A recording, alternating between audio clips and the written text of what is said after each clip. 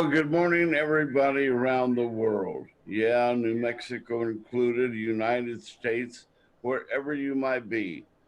I'm Henry T, and welcome to Henry T GameFace Live, wherever you might be. Today, COVID and all the things taking place in our society have made it difficult for our guests to get on board today. So we prepared an encore for you with Hunter Greene, the color commentator with the Lobos, former Lobos star. If Coach Weir calls us, we're going to interrupt the interview with Hunter Greene and go to Coach Weir. So bear with us and enjoy Hunter Greene, former Lobo basketball star. His resume's that long. You know him, you love him. He's my longtime friend. Hunter Greene is here with you and me today. Hunt, it's good to see you, man. Good to see you, Hen. Good to see you, Henry T. Hey, one of these days, I tell him this all the time, but he's starting to believe it. We will do another game together in the pit. I don't wish any ill from my buddy Robert Portnoy, but one of these nights he's going to get that sore throat and he's going to yell, Henry T, can't talk. Hunter's going to be there, and I'll rescue the broadcast crew. And Eddie Nunez is going to say, Hunter, how about Henry? And Hunter's going to say, yeah. I see that day. I'm not kidding. No, that'd be fun, Henry. That'd be awesome. It'd be fun to do that with you. Amen. You know, I love your enthusiasm for life. You're a great dad. You have beautiful children. You should go into the children making business. And you had a great wife. God bless her. She's now in heaven. Yes. You made some beautiful children. Congratulations. Thank you, Henry T. But your enthusiasm, you always wear that Hunter Greene smile. Yeah. From Los Angeles, California, where he was all world. Records still exist back in LA, but you brought it to New Mexico. Who found you? How did you get here? Henry T, you know, it was a journey. I started playing basketball late in life. Started in pretty much my junior year. I started in my sophomore year in high school, but really didn't get started till my junior year in high school. And then I was playing basketball at Van Nuys High School, and Jim Nilsson's really the one, my coach who played for UCLA, played for Coach Whidden, said, hey, you're going to come out for basketball? And so he kind of got me into it. He was a counselor and a coach on campus, so got me started, got me playing the game. And then, of course, Mr. Lewis, Ted Lewis's father, who was my best friend, who wound up coming to New Mexico with me, him and Paul Lewis, as team managers, was a great inspiration, Mr. Lewis. A lot of people know him as Grandpa from the Munsters. So, you know, he really got in my ear and said, hey, you can play this game, and you can get a scholarship playing this game, and maybe even make some money doing it. So that was kind of where my basketball career began. Wow. Gary Colson, a man of great vision. I remember Gary Colson and Jerry West sitting in the pit admiring your athleticism. And Jerry West, who is that guy? Man, he's got great anticipation. Mm-hmm. That's why we're the all-time theft leader. Right. And you were quick. I mean, quick as an alley cat. Not my words, his. Yeah. Great hands, and very good with the basketball, and he loved your shot. That covers a lot of area of athleticism. Plus your attitude was incomparable. You loved the game. Oh, loved it, Henry. Loved playing the game, loved the competitiveness, loved the teammates, the locker room. You know, the whole environment. I ate, drank, slept basketball. That was my life, and that's kind of, I think, why I had so much success at it, is because I love the game. Who introduced you to the game?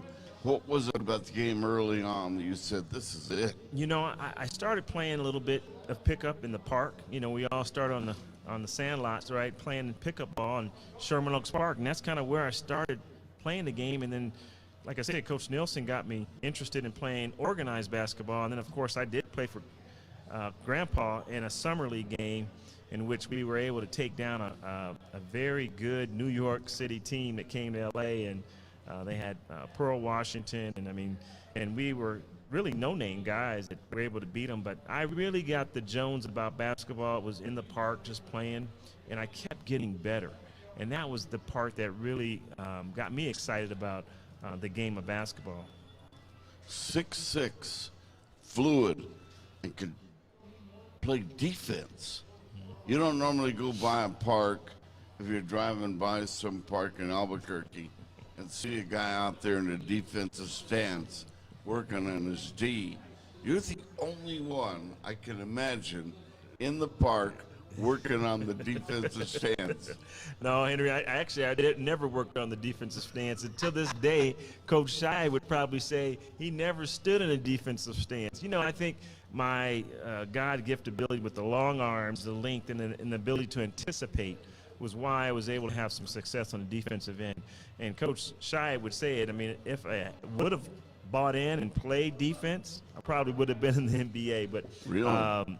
yeah, it was a lot of it was just anticipation, knowing the other team's offense, knowing, you know, whenever they would bring a guy in off the bench, he didn't want to make a mistake. All he wanted to do was pass the ball, run the play. So I just took advantage of those young guys coming off the bench. And let me ask you right there. A lot of young kids out there right now. You want to learn how to steal the ball, shine for your team, make the big play, lead, dunk, or you dunk it yourself, whatever. How do you steal the ball? You anticipate. I mean, you understand the team's offense, and you watch their moves, and anticipation, I think, is huge. Not only in stealing the basketball, but rebounding the basketball, doing a lot of things you do on the basketball court. You have to anticipate, and because of that, I was able to steal and get some steals, just knowing their offense better than they knew their offense. Yeah, and watching you play, Ellenberger taught this philosophy strongly: hand and foot in the passing lane. Right. You get that little edge. Mm-hmm. That was you. Yeah. Yeah. Well, and then of course the part that Coach Ellenberger couldn't coach was having, you know, these long arms that I can extend and deflect the ball, and so being able to deflect it and then go get it was key. So that was a huge part of it. Yeah. But also my teammate Kelvin Scarborough challenged me every game, and we used to have competitions about who can get the most steals. You guys are 1 and 2. Right. Yeah. Wow. Yeah, and that was fun. That was always fun. Were you there the night Colorado State when Scar dunked on the last play of the game? Were you part of the play? Oh, one of the most memorable games that I've ever played as a Lobo. I would say in the top 5 games, that game right there, because we were on the road, and the play was for Kelvin to go to the basket and get fouled or take it to the hole. And in his mind, he was taking it for a dunk over Pat Durham, who was, you know, all-conference player, very good defender.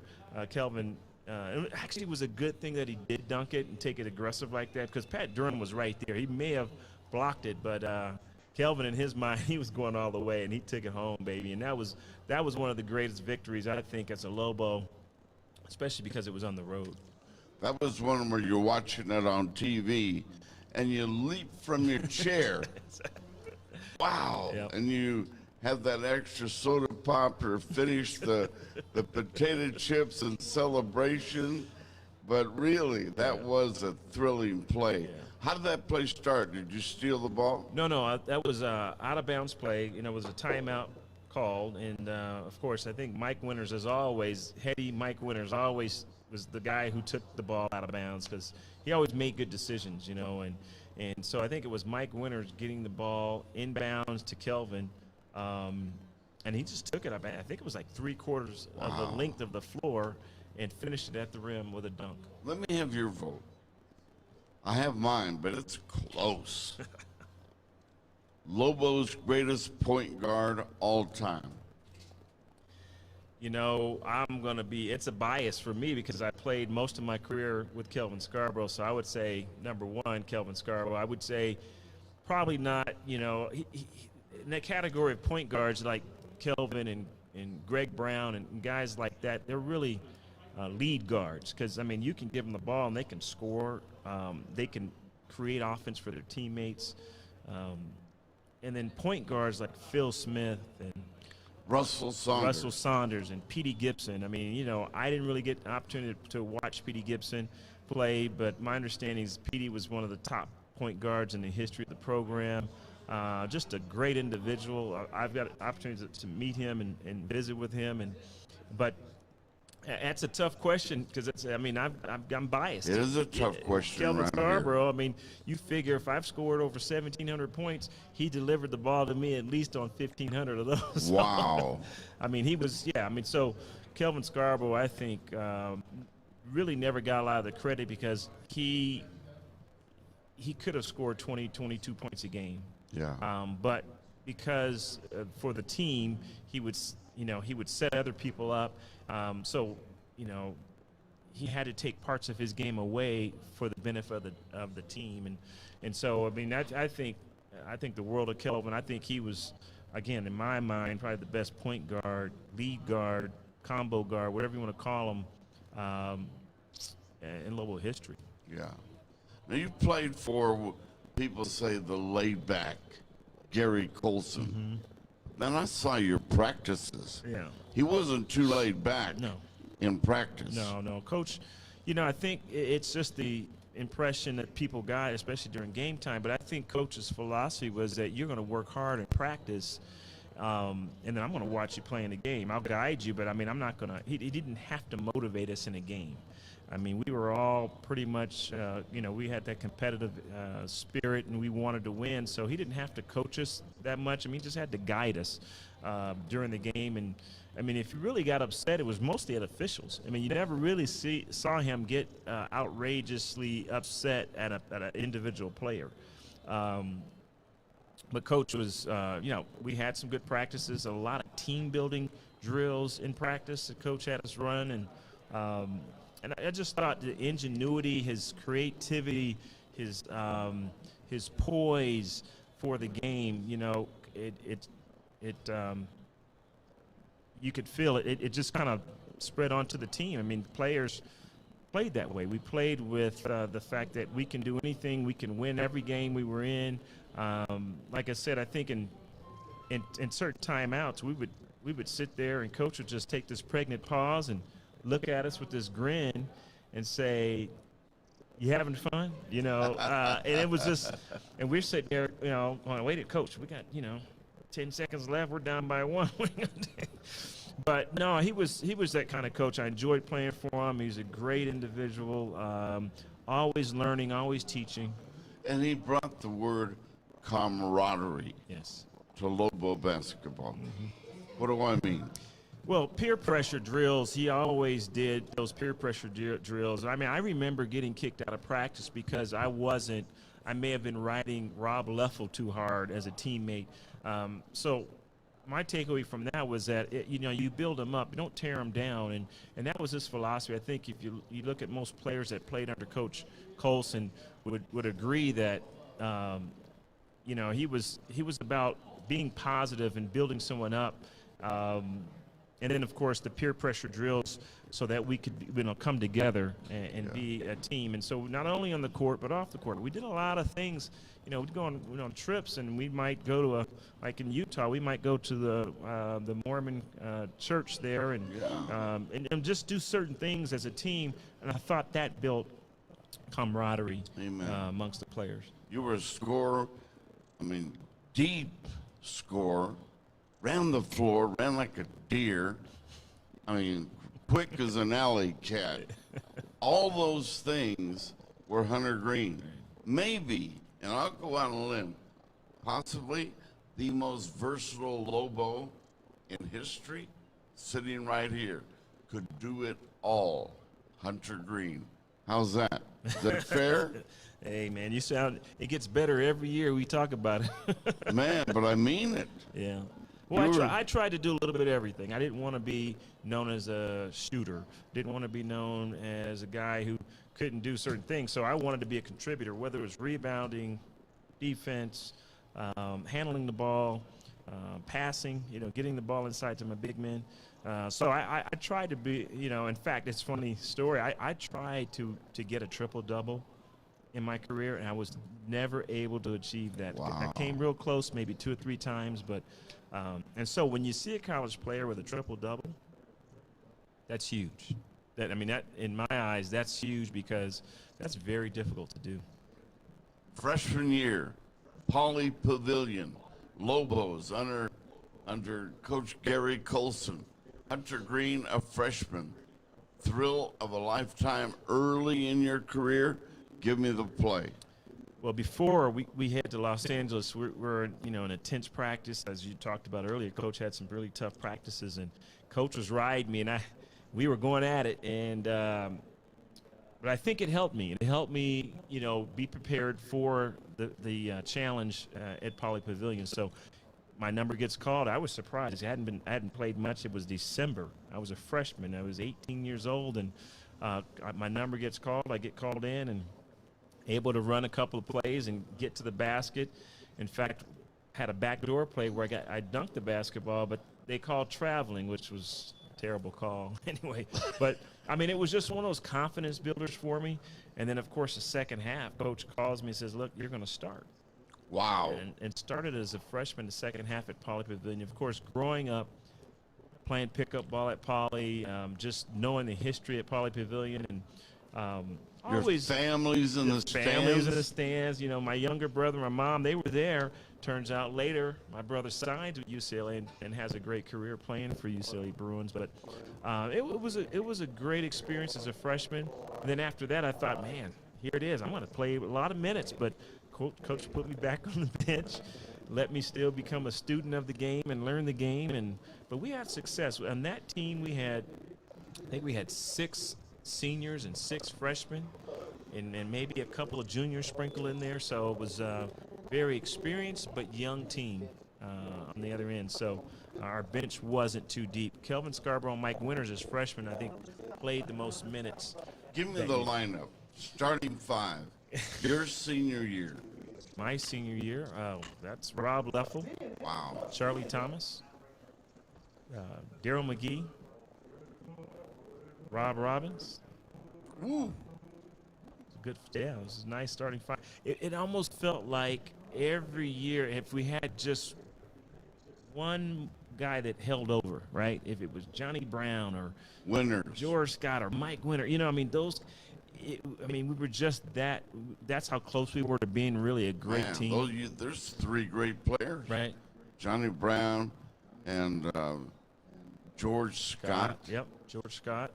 Mike Winters. Yeah. Now, they were your junior and sophomore years. Correct.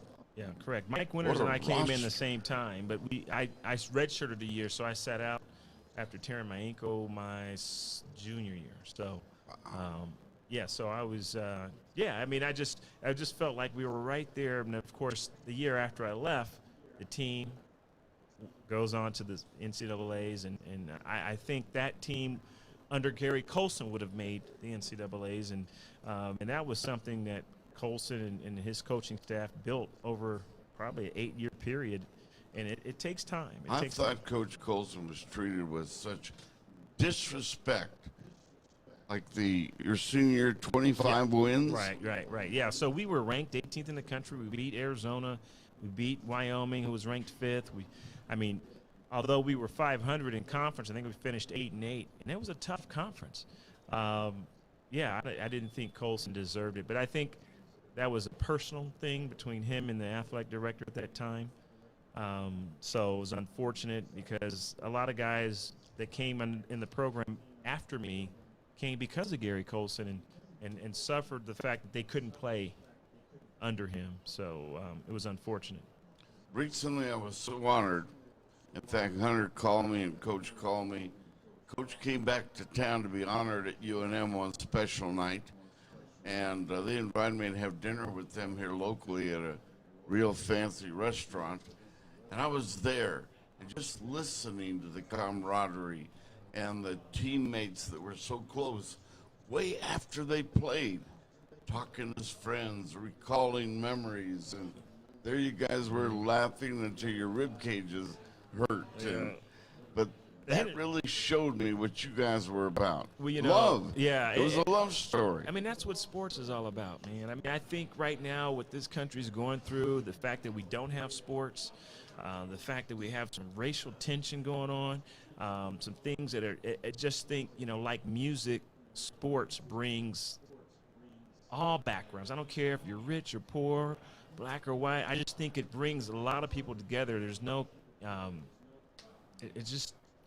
that's why I really enjoy sports. I think it's so important for our youth to be involved in athletics because it teaches you so much about life. Amen. And now you're still there. You're on the court as the colorful color commentator for KOB Radio alongside my buddy Robert Portnoy.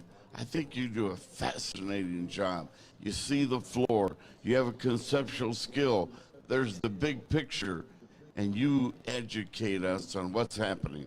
I think you're thorough, and man, I give you a big high five. Thanks, Henry. I'm trying to learn the game. I mean, learn it from that perspective. I think Rob's been real helpful in teaching, me this skill of announcing the game, and so yeah. I mean, it's fun. It's a hobby for me now. I don't have very many hobbies. I don't golf. I don't play racquetball. I don't do a lot of those things, but this is my hobby and I enjoy it. Wow. It's kind of my way of giving back to university. Yeah, and when all the oldies but goodies come out there, they bring back the greats from yesteryear, Petey Gibson and all of them, and you and Ira Harge. Yes. Wow, legends. Legends. I just feel fortunate to be able to meet the Ira Harges and Petey Gibsons and Michael Coopers and Marvin Johnsons. I mean, the guys before us, that really paved the way and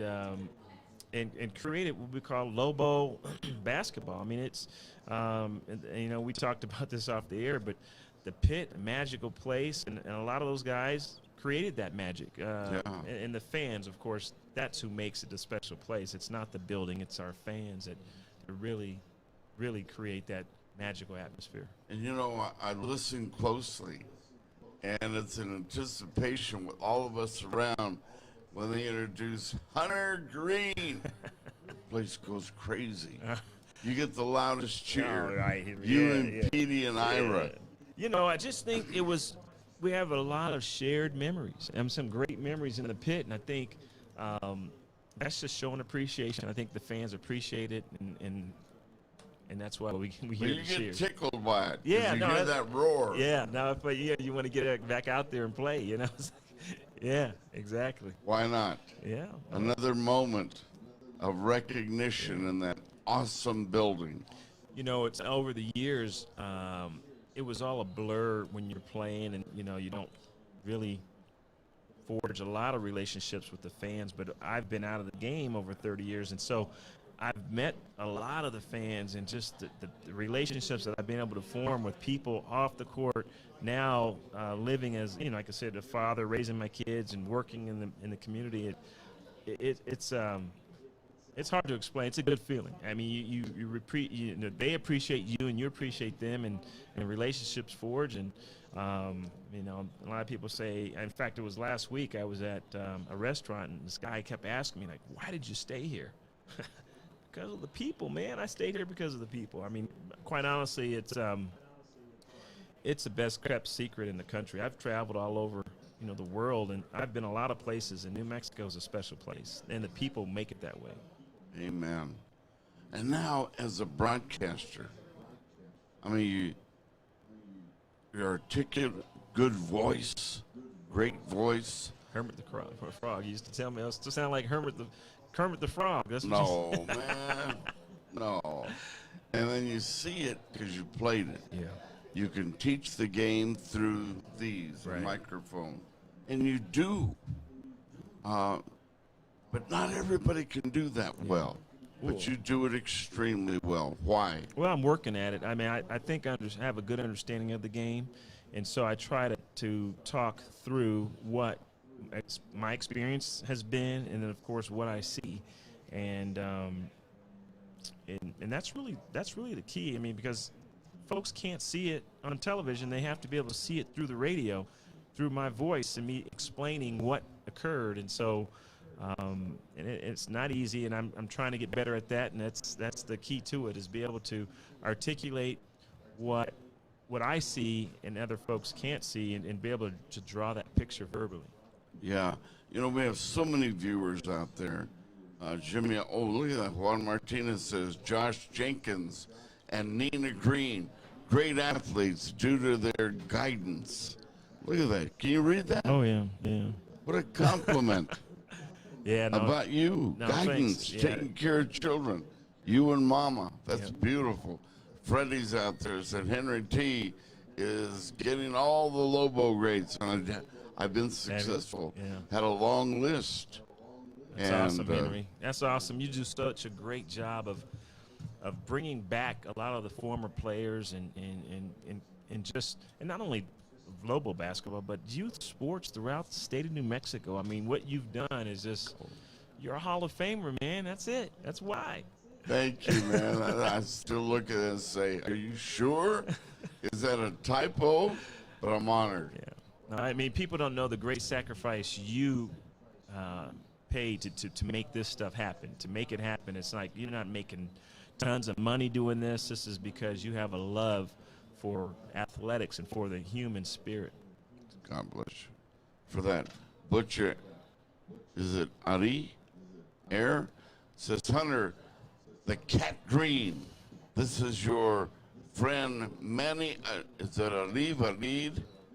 Loyal Lobo fan, the one in the wheelchair. Oh, I know him. Yes. Yes. What a nice man. Yes. Right down there by the pit ramp. Yeah. Yeah. No, he's been around for years, and he's a loyal fan. And every time I see him, I mean, he's gone through tough battles, you know, with his health. But I tell you what, he's always got a smile on his face. And thanks, Butch. Appreciate it. Thank you. Hey, you met this beautiful lady, and you had beautiful, beautiful children. And the Santiago family is huge. Yeah, they are. In New Mexico. I mean, from Bobby Santiago and Mark, all of them. You got to know them better than I did. Yeah. How'd you do that? Yeah, well, I met Rita probably, I think it was the first time I met my wife, Rita Santiago, at Tigray Park. I think it was the very first Hoop It Up in the city of Albuquerque, and that's when we first met. And then, of course, you know, I've met another Santiago, another one. I mean, it took me like 3 years to meet everybody. I mean, there's only 4,000. Well, she was one of 11. So Juan Santiago and Nina Santiago had 11 children, and my wife Rita was the 7th child. Yeah, and it just was went from there. And again, I think both are alive, both at 90 years old. Nina Santiago and, of course, Juan Santiago. They're both alive and well. And, in fact, we were just talking a little bit about Rodolfo Anaya passing away, because Nina, this is a story in itself, but she, you know, having 11 children, only going to the 4th grade, went back to school. Wow. Got her GED, went to UNM, got her degree, and then, of course, went on to work for the city of Albuquerque. But, I mean, that's an inspirational story within itself. But she, I think, took classes under Mr. Anaya, Rodolfo Anaya, who just passed away. So check this note. Who's that from? Nina Greene. His daughter. Yeah. So proud to have been raised by a Lobo legend and a great man, Hunter Greene. And by the way, she gets my vote, Nina, as being a candidate for Miss America someday. Am I right? Yeah, she's beautiful. Yes, she is. Wow. Articulate, education, degrees, sweet as sweet can be, leads the league in kindness. Nina is the hit. Yeah, she is very, very proud of her. She was just here recently for Father's Day, and did her rounds, saw a lot of her aunties and of course her nana took her out shopping. So no, she's a gem, sweet young lady. Your son Josh, Yeah. great start. Valley, Yeah. was an Aggie, went out to California and finished there. Was Yeah. at Cal State Northridge, right? Wow. Yeah, Josh had, I think Josh, very skillful, but just had a very great competitive spirit. And so does his brother Damien Jenkins, and of course his father, Richard Jenkins, and the Jenkins family. I mean, Ernest Jenkins, they're all competitive, and I think that was innate in Josh. And so, he just needed to spend time in the gym, and he did, and he really honed his skills, and he was very I thought he was probably the best point guard coming out of the city his senior year. And I was disappointed that you didn't push him into Lobo land. well, we tried to get him there. I mean, I just think at that time it was who was the coach? Coach Was it Bliss? No, it was after Bliss. Oh, Richie. Richie McKay just didn't feel that Josh was deserving of it, so he went on to New Mexico State, and then I think there was a short stint where he tried to come back. We were going to try to get him in a Lobo uniform, and it just didn't work out, so he had to go a different route. And he played in junior college and then went on to Cal State Northridge. In fact, played for my brother's high school coach, who was the head coach at Cal State Northridge, and finished with a stellar career over at Cal State Northridge. Wow. Yeah. I like that school. Oh, it's good. Reggie was there. Yeah.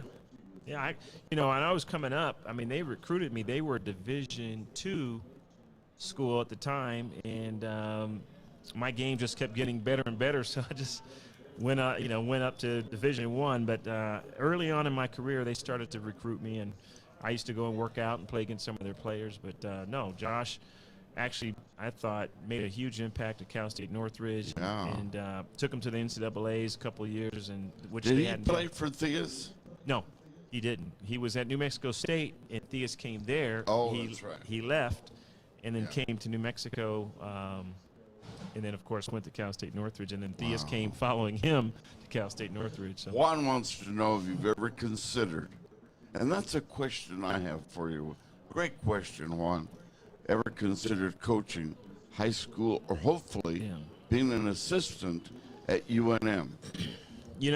I've thought about it. I think the situation for me, I never wanted to do it for money. And I thought I wanted to make my money outside of the sport and then just do it for the love of the game. I had a lot of friends who've gone that route, coached high school, coached college, and it's a tough toll on you, especially at the college level, because there's I guess there's probably not a lot of security in anything these days, but there's just not a lot of security in raising a family, being stable, and I thought that was more important for me to do, is to really keep a stable home for my kids to grow up in. You had a great environment at UNM. Gary Colson, Larry Chiat, Right. and Scotty. Yep, Scott Duncan. Yep. Man. And they're all different. That's happiness. Yeah, no, they were young, and they were all different personalities. And I thought Scott Duncan, who really became a top shelf recruiter, even after leaving UNM, he went on to be an assistant coach at Oregon and UCLA, and a number of programs where he recruited guys who went on to play in the league and were all conference players. And so he, in himself, was able to become a top recruiter. And then Chiat, as an assistant coach, became a head coach, coached at Clemson and, of course, Wyoming, and had success there. And so it was just, I thought those guys did a great job. They were so young getting into the game here at UNM, but I thought, this was a great opportunity for them to springboard into becoming better at their craft. My son, you're one of his best friends of all time, and you were his favorite Lobo. Even to this day, you're his favorite Lobo. Landover, Maryland. Do you remember the scene? No, I don't remember it. Who was the team? Georgetown? Yes. You guys made my son, till he was in the 4th grade. You made him the ball boy that night when you guys were there at Georgetown. He said he never worked so hard at any job in his life. He thought, oh, it was going to be a big thrill, but he actually was huffing and puffing during the game. Heck, I was. Everybody was. That was one of the all-time great games in the pit. We came up short, but I thought, looking back that year, we probably gave Georgetown probably the closest in terms of competing with them in the regular season. Yeah. Of course, then they went on to the championship. I think they lost to Villanova in the championship game that year. Your greatest game, whether you perform well or just the memory of the game? Gosh, That freshman game against UCLA. That was a good one. For me personally, I thought, but there were so many. You always dream of, that 5, 4, 3, 2, 1, knocking down a shot at the end of the game. So that last-second jumper against Wyoming has to be up there in the pit. And, especially against Finnis and Eric Lechner and the guys. Finnis Jimbo. Yeah. What was it like being on the court with him? He's talking smack, waving to the crowd. He's the center of attraction, and he's scoring. Yeah. And doing some damage to you guys. Right. No, Dennis was fun to play against. He would talk trash throughout the whole game, and then we had a chance to play with each other at the Olympic trials, and he would tell me, he says, man, I would sit and talk trash to you the whole game, and you wouldn't say a word. It drove me crazy. It was just fun times. He brought that electric energy into the pit, trash talking, but I tell you what, he backed it up. He can knock down the three. He can crash the boards. It was those are. I look back at the old WAC when we played the level of competition. Guys would say, you guys really didn't win on the road. Heck, nobody won on the road. The team that won on the road was a team that won the championship. UTEP typically would slow it down and they'd be able to figure out a way to win on the road. But teams that came into the pit, hey, we had an 85% winning record in the pit, so chances are you come into the pit, you're going to lose. And same thing happened to us at Wyoming or BYU or Utah, and then of course UTEP was tough to beat. So there were really, really tough, talented teams back then. Wow.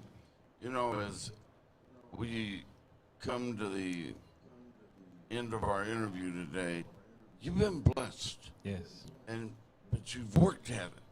And today as a professional, the hobby is broadcasting with the Lobos, but you've built yourself into one of the most respected realtors in New Mexico history. Share with us. Yeah, it's I was just talking to our guy Baca here. It's a tough industry, but I've been fortunate to be teamed with a number of good people. Patty Peixoto, rest in peace, Jack Daly, who really taught me a lot about the business. I've been blessed. I had some fortunate opportunities to work with some great clients. But like you said, you have to work at it, and I was able to put the time in and make it happen, and it's been a great career. If somebody needs you today to help them with some land or shopping center, buildings, how can they get you? Well, today I'm over at SVN, Walt Arnold Commercial Brokerage, and you can reach me at my phone number is 505-450-5612. And we handle a number of different types of transactions, whether if you need tenant representation on your lease, or if you're a landlord and you need to lease up your building or sell your building, give us a call. Wow. Nina has a question for Dad. Go back over the rosters in Lobo history. Pick out your starting 5 of who's going to play in the game. Yeah, that's a tough one. That's a tough one. Of course, Kelvin Scarborough's there. Give me Ira. Yeah. Oh, yeah. Ira Hart for sure. Well, to play with me, you got some. That's a tough one. Mel Daniels. Come on, Mel Daniels is the Papa. That's the man who started this thing, right? Wow. I mean, so you got. If I look back and just from the stats, you got, I would say, Ira Harge, Mel Daniels, you know, Willie Long. Yeah. Come on, man, Willie Long. I mean, he, Rob Robbins. yeah. Well, Danny Granger. There's a lot of guys, you know, Reuben Douglas. I mean, we had a lot of players that came through. I was just thinking about guys like Darrington Hobson, guys who really didn't get a lot of Lobo fame, but really had some great results playing in a Lobo uniform. J.R. Giddens. I mean, Roy guys, Solney. Roy Solney. I mean, you know, Kenny Thomas. There's a lot of guys, man. I think back in, I would say in my era, if I had to have maybe, well, that's tough too, because I was always a year off. Like, you know, if I had Johnny Brown just one more year, or if, you know, George Scott just one more year, or Mike Winters just one more year, you know, just, you know, we had some great players that came through, but just the timing just wasn't right. But that's a tough question, man. You know, one of my great plays in my memory, broadcasting it, seeing it, describing it, the night George Scott blocked Ewing's shot in the pit. Yeah. And the place went crazy. I tell you what, credit to George Scott, only standing at about 6'6", 6'7". You know, he defended Patrick Ewing, and Patrick Ewing did not have a single dunk that game.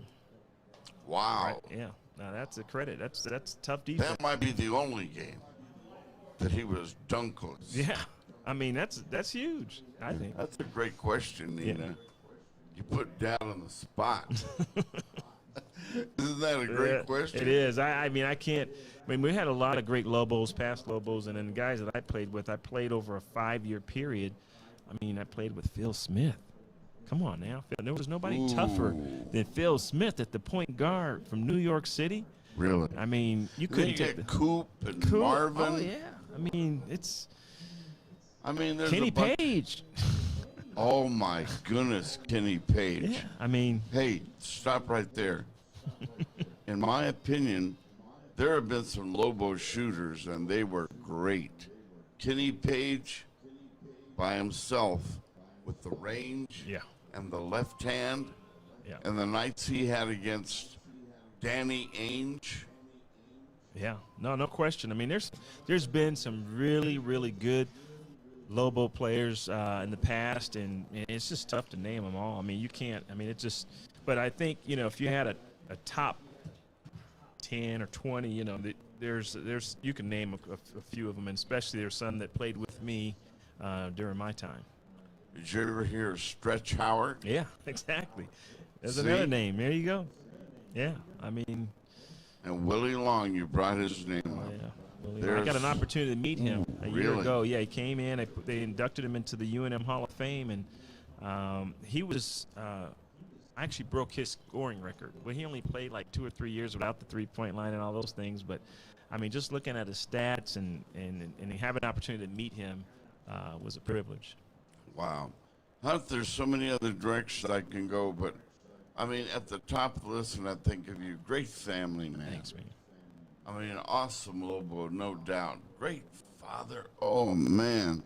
Look at what a testament. Nina adores you. Yeah, look, there's the question I was hunting for. The current Lobo program. Paul Weir. You see him. You get the best seat in the house. Are they coming along? Where's the magic?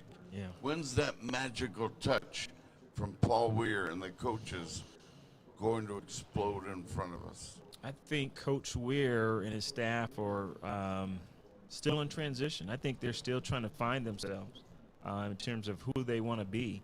I think the first year we got a taste of a style that Coach Weir was bringing, and then it kind of got away from that. So I think it sounds like they're trying to get back to that running gun, you know, guarding 94 feet style, which makes sense with the pit and the energy that you have. At that time, you don't really have to worry so much about size.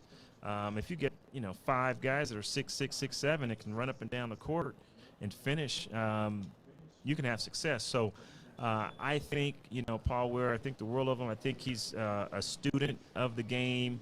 As a coach, he's pulling in different resources to try to learn what's best for him and his style. So it's just, we're in the time of, now.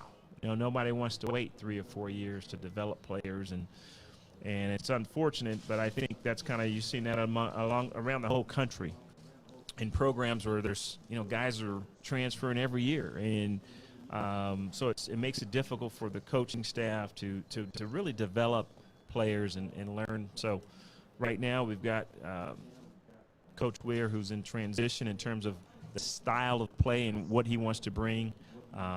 And then we've got a whole new roster. The players. Talk about the players. I can't even name. There's 7 new guys coming in, and we don't even know anything about. I mean, on paper we do, but I usually throw that out the window because everyone starts anew here in the pit. It's a whole different experience. I mean, I don't care if you're coming from a junior college or played at Ohio State or any other program.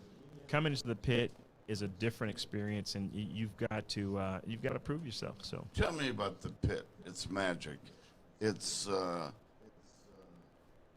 whatever it does to players and fans. Well, I think it's a critical. Also, it can be critical. I mean, fans expect a certain level of effort, and so I think they could be critical of your game, and there's been times when I played and they booed us. I mean, they booed us right up the ramp, and rightfully so, because we stunk the place up. But there's some knowledgeable fans, and there's some that aren't so knowledgeable. They're just very emotional. But it's a place that when everything's clicking, it's a magical place, and so it's that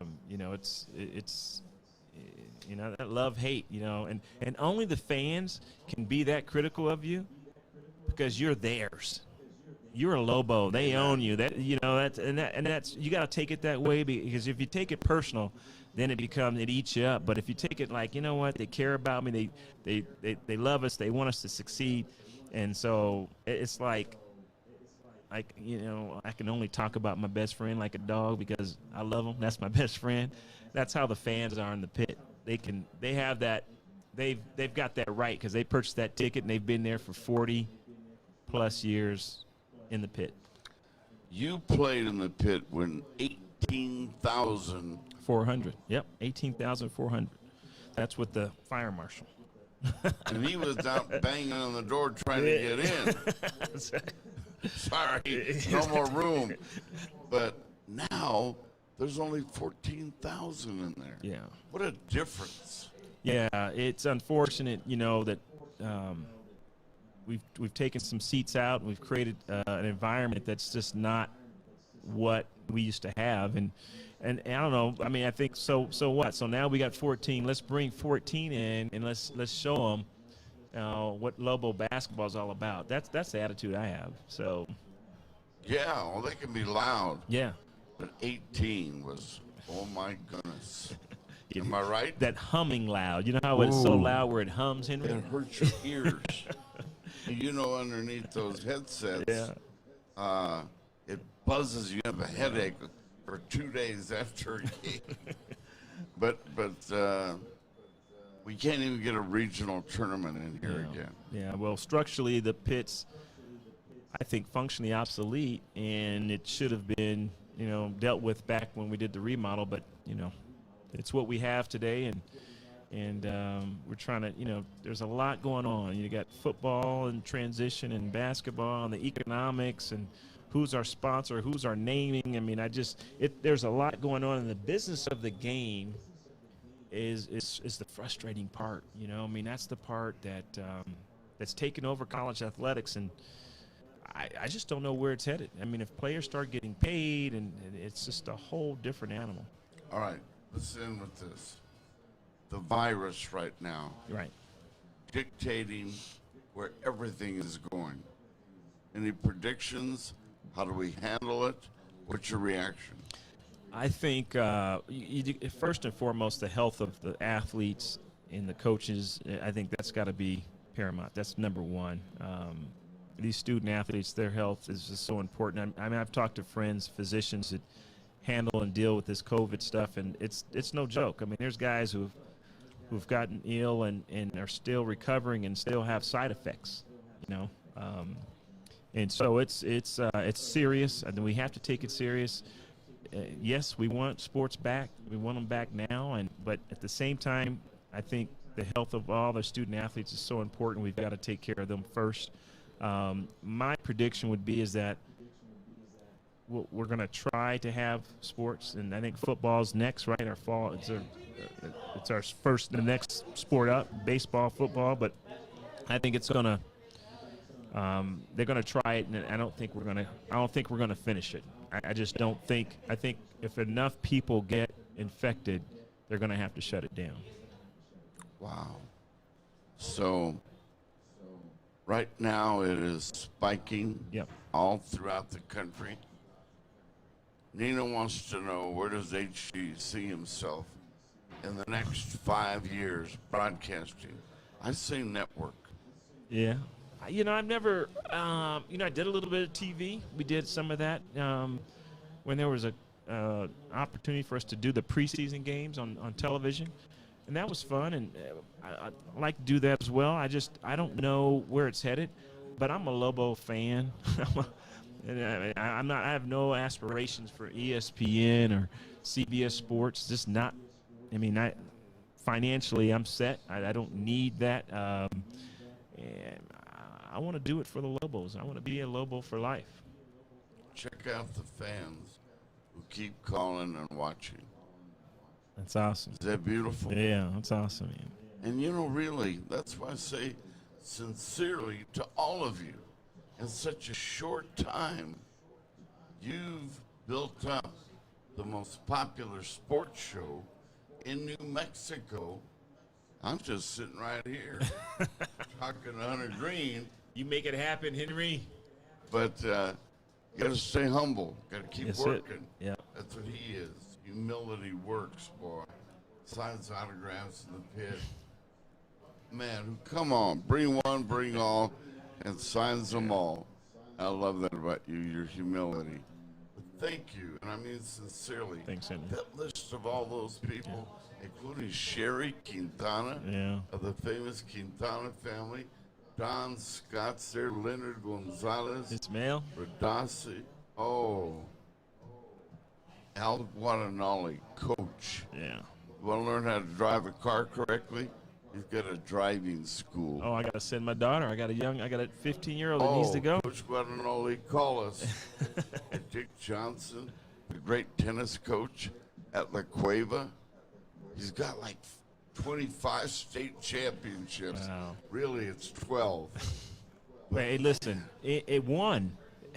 One They're state rare. championship. They're rare. People take it for granted when you win a championship. Listen, I've been on the other end. I've been one game shy of those championships, and so I know how difficult it is to get one. And if a guy's got one, and if coach has 12, that's huge. There's Is that guys who've been big? coaching tennis for years in high school and they've not won one. So that's huge, Henry. Man. And Coach Johnson, 135 years old, and looks like he's 45. Kind of like you, man. Hunter Henry Greene, T. God bless you, man. Thanks, Henry. I appreciate it, man. we've come a long Anytime. way. Yeah, and you're still kicking, you're still doing it. And hopefully some young kids watching you, listening to you, and say, I want to be like Henry T. I want to get up at 5 a.m., run my 3 miles, do my push-ups, Amen. right? Even though it's only mailbox to mailbox these days. That's right. I'm up to 7 mailboxes. Henry T., love you, man. I Hey, appreciate it, everything you do. You bet. And you met our producer, Jimmy Tran. Yes, Genius. yes. Genius, man. I'm telling you. Thanks, Jimmy. I'm surrounded by all these talented people. And by you, the fan out there.